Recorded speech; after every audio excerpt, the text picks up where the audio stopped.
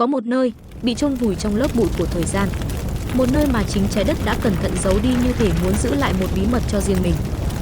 Trước khi con người biết gieo hạt xuống ruộng, trước khi có cây hay những bức tường thành vĩ đại, đã có một ngôi đền. Một cấu trúc thiêng liêng, uy nghi, được tạo nên không bởi máy móc hay thép sắt, mà bởi những bàn tay thô ráp của tổ tiên chúng ta khi họ còn chỉ là những kẻ săn mồi giữa hoang dã. Göbekli Tepe, cái tên nghe như một lời thì thầm cổ xưa, nằm giữa vùng đất huyền bí của Thổ Nhĩ Kỳ, nơi mặt trời mọc chiếu rọi lên những khối đá sừng sững hình chữ T, khắc đầy hình tượng sư tử, linh cẩu và rắn thần. Người ta gọi đây là ngôi đền đầu tiên, nhưng cũng là câu hỏi lớn nhất mà lịch sử chưa thể trả lời.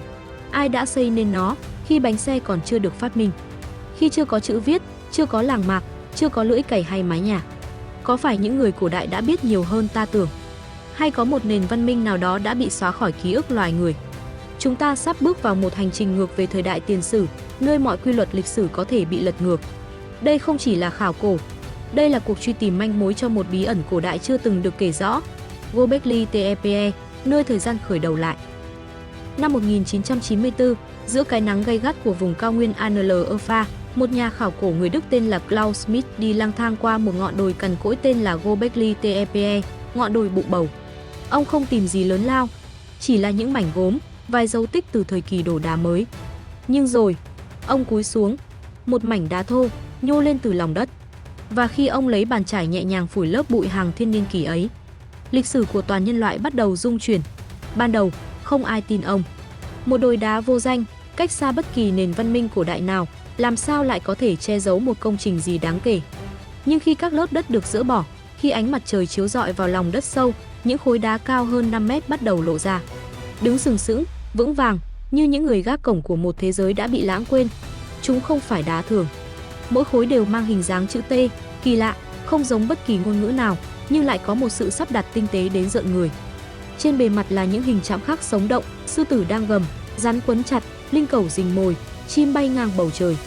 Không phải những nét nguệch ngoạc của người nguyên thủy, mà là những đường chạm đầy dụng ý, như thể ai đó đang kể lại một câu chuyện thiêng liêng bằng ngôn ngữ của đá. Và rồi, càng đào sâu, các nhà khảo cổ càng lặng người. Không chỉ một, mà hàng chục vòng tròn đá lồng ghép nhau. Mỗi vòng như một sảnh nghi lễ, nơi những nghi thức bí ẩn từng diễn ra hàng nghìn năm trước. Nhưng, không có dấu vết lửa trại, không có chỗ ngủ, không có dụng cụ nấu ăn. Đây không phải là nơi con người sinh sống, đây là nơi để thờ phụng, một ngôi đền. Thời tiền sử, chấn động hơn nữa, công trình này đã tồn tại từ 11.600 năm trước, tức gần 7.000 năm trước kim tự tháp Giza và hơn 6.000 năm trước Stonehenge. Khi tổ tiên chúng ta vẫn còn là những kẻ săn bắt, lang thang giữa rừng già, thì đã có người dựng nên đền đài bằng đá nặng hàng chục tấn. Không có kim loại, không có bánh xe, không có trâu kéo. Vậy họ vận chuyển những khối đá nặng tới 10 tấn như thế nào? Làm thế nào để dựng chúng thẳng đứng, chính xác đến từng độ nghiêng? Và điều gì đã thúc đẩy họ khi tất cả những gì họ cần cho sự sống còn là lửa, thức ăn và nơi trú ngụ? Câu trả lời vẫn còn nằm sâu dưới lớp đất, nơi Göbekli Tepe còn ẩn giấu đến 90% bí mật chưa được khai quật. Nhưng với những gì đã lộ diện, nơi đây không chỉ là một phát hiện khảo cổ. Nó là một lời thì thầm từ quá khứ, thách thức mọi hiểu biết mà nhân loại từng tin là đúng. Göbekli Tepe không đơn thuần là một công trình cổ xưa. Nó là một nghịch lý sống động giữa sa mạc đá. Một minh chứng im lặng nhưng cứng rắn, đứng thách thức tất cả những gì con người hiện đại từng tin là sự thật. Trong sách lịch sử, ta được dạy rằng tôn giáo, kiến trúc, nghệ thuật chỉ xuất hiện khi con người biết làm nông. Khi họ định cư, xây làng, có thời gian nhàn rỗi để suy tư về thần linh. Nhưng Göbekli Tepe đã viết lại mọi nguyên tắc đó bằng đá. Công trình này được xây nên vào thời điểm mà nhân loại chưa biết trồng cây, chưa thuần hóa động vật, chưa có chữ viết hay thậm chí bánh xe. Vậy, làm thế nào một nhóm người vốn được cho là chỉ biết săn bắn, hái lượm lại có thể hợp tác để xây nên những cột đá nặng hàng chục tấn, dựng thành vòng tròn đều đặn, khắc họa sinh vật với đường nét nghệ thuật đầy huyền bí? Nó đặt ra một câu hỏi đáng sợ, phải chăng niềm tin, tín ngưỡng không xuất hiện sau nền văn minh mà chính là nguồn gốc tạo nên nó? Có lẽ, tổ tiên của chúng ta đã không xây đền sau khi họ học được cách sống ổn định, mà ngược lại, họ học cách sống ổn định vì họ cần xây đền. Họ không trồng lúa vì cái bụng, họ trồng lúa vì những vị thần. Không phải nơi trú ngụ tạo nên tín ngưỡng, mà là tín ngưỡng đã khiến họ dừng lại, tụ họp và làm điều không tưởng. Göbekli Tepe là bằng chứng đầu tiên cho thấy, điều thôi thúc mạnh nhất trong tâm hồn con người, từ thời nguyên thủy, không phải chỉ là sinh tồn, mà là ý nghĩa. là sự kết nối với những gì lớn hơn chính họ. Các vòng tròn đá như sân khấu thiêng liêng. Không có ngai vàng, không có pháo đài, không có dấu vết chiến tranh. Chỉ có những trụ đá đứng đối diện nhau, như thể đang lắng nghe.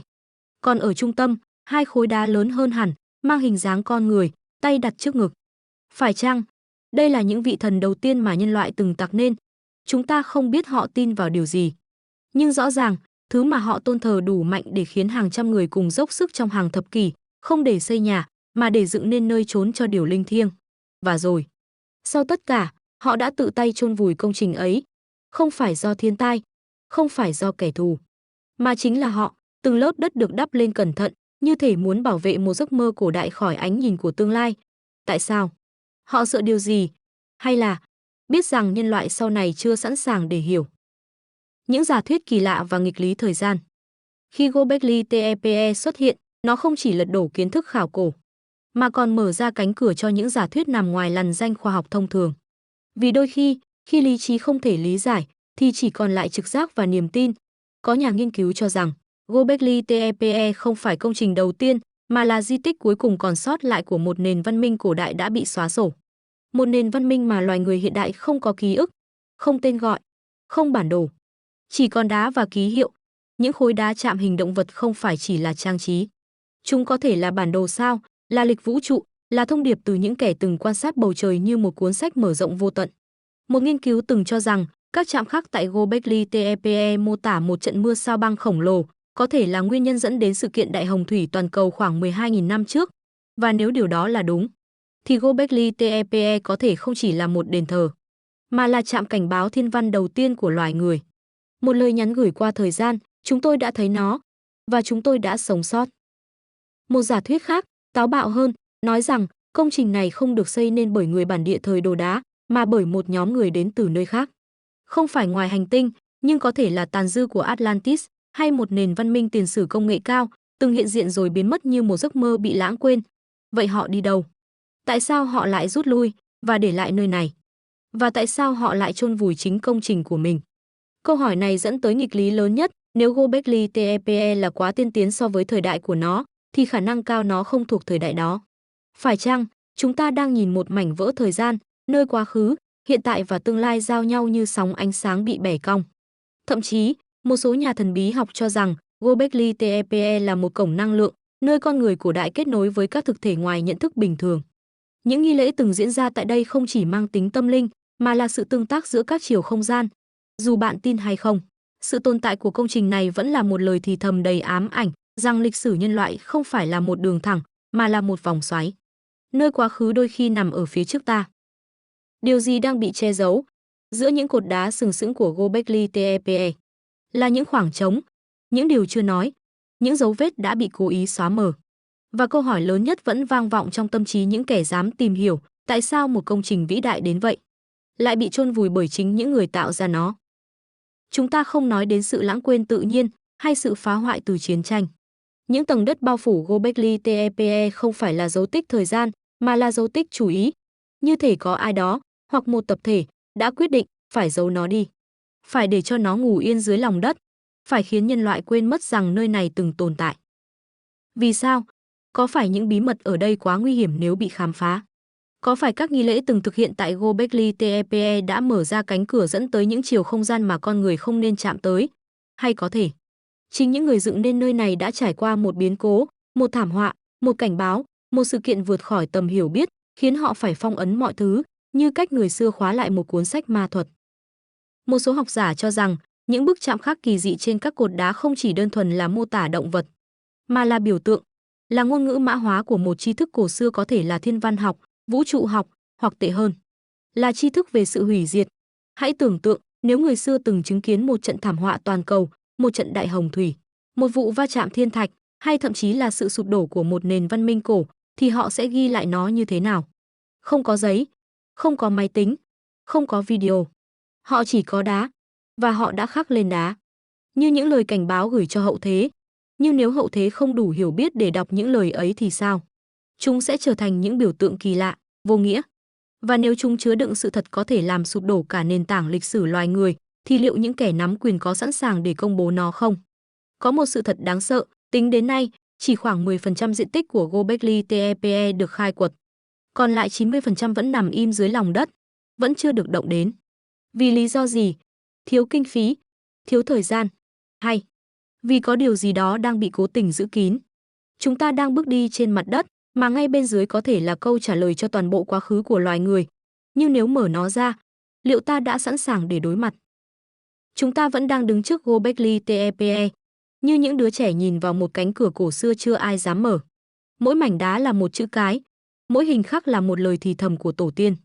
Nhưng bản ngữ của họ, ngôn ngữ của những linh hồn cổ đại, vẫn chưa có ai thật sự hiểu được. Có thể nơi này là đền thờ, có thể là đài quan sát, có thể là nơi gặp gỡ giữa con người và cái thiêng liêng, hoặc là mốc đánh dấu khởi đầu của một chu kỳ văn minh khác. Nhưng cũng có thể, chúng ta đã sai ngay từ câu hỏi đầu tiên. Bởi vì Göbekli Tepe không chỉ là di tích của quá khứ, mà là tấm gương của hiện tại. Nó buộc ta phải tự hỏi, chúng ta là ai, nếu những gì ta tin là khởi nguồn lại chưa hẳn là điểm bắt đầu. Lịch sử nhân loại có thực sự tuyến tính, hay chỉ là một vòng luân hồi mà ở đó, mọi thứ rồi sẽ lặp lại, trong hình dạng khác, dưới cái tên khác. Nếu đã từng có những nền văn minh huy hoàng hơn, sâu sắc hơn, kết nối hơn, thì điều gì khiến họ biến mất? Và liệu chúng ta, những con người thời hiện đại, có đang đi đúng hướng, hay chỉ đang lặp lại một hành trình mà người xưa đã từng bước qua và thất bại? Göbekli Tepe không cho chúng ta câu trả lời. Nó chỉ đưa ra những mảnh ghép, và im lặng để thách thức, im lặng để thử xem ai trong chúng ta sẽ là người dám nhìn sâu hơn, đào sâu hơn, không chỉ trong lòng đất, mà trong chính ký ức tập thể của loài người. Bởi đôi khi, để hiểu được tương lai, ta phải chấp nhận rằng quá khứ còn chưa được viết xong. Và câu hỏi cuối cùng, không dành cho những nhà khảo cổ, không dành cho các học giả, mà dành cho chính bạn, người đang xem video này, bạn có thực sự tin rằng lịch sử của loài người chỉ mới bắt đầu cách đây vài nghìn năm? Bạn có nghĩ loài người đã từng chạm đến một nền văn minh cổ xưa rồi quên lãng nó? Hãy để lại bình luận và đăng ký kênh TV Quang Thanh để cùng giải mã những bí ẩn cổ đại khác.